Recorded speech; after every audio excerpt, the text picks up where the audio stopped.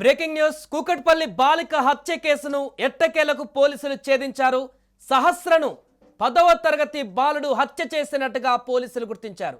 సహస్ర ఇంటి పక్కన బిల్డింగ్ లోనే బాలుడు ఉంటున్నట్టుగా తెలుస్తుంది.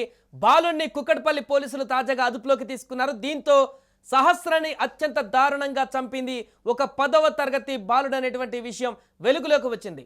ఇంట్లో చోరీ కోసమని వెళ్ళినటువంటి ఆ బాలుడు ఆ యొక్క చోరీని అడ్డగించడానికి సహస్ర ప్రయత్నం చేయడంతో సహస్ర పైన కూడా విచ్చలవిడిగా కత్తితో దాడి చేసి తనని విచక్షణ రహితంగా చంపి అక్కడి నుంచి పరారైనట్టుగా తెలుస్తుంది.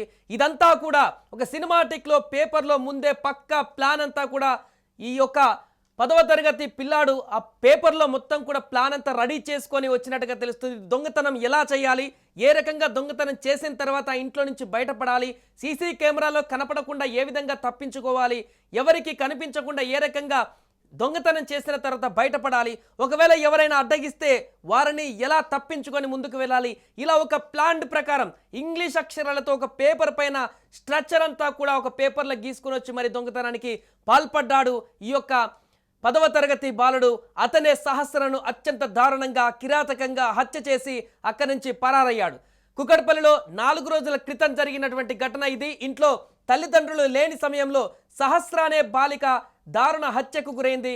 ఇది రాష్ట్ర వ్యాప్తంగా కూడా సంచలనంగా మారింది. ఈ కేసులో హంతకులెవరూ తెలియక పోలీసులు 3-4 రోజులుగా తీవ్ర గాలింపు చేపట్టారు. సీసీ కెమెరాల అన్నీ కూడా జల్లెడ పట్టారు. ఎక్కడ కూడా ఎలాంటి ఆనవాళ్లు దొరక్కపోవడంతో అసలు ఈ హత్య ఎవరు చేశారు, ఎవరు చేయవలసి వచ్చింది, రకరకాల ప్రశ్నలు ఉత్పన్నమయ్యాయి.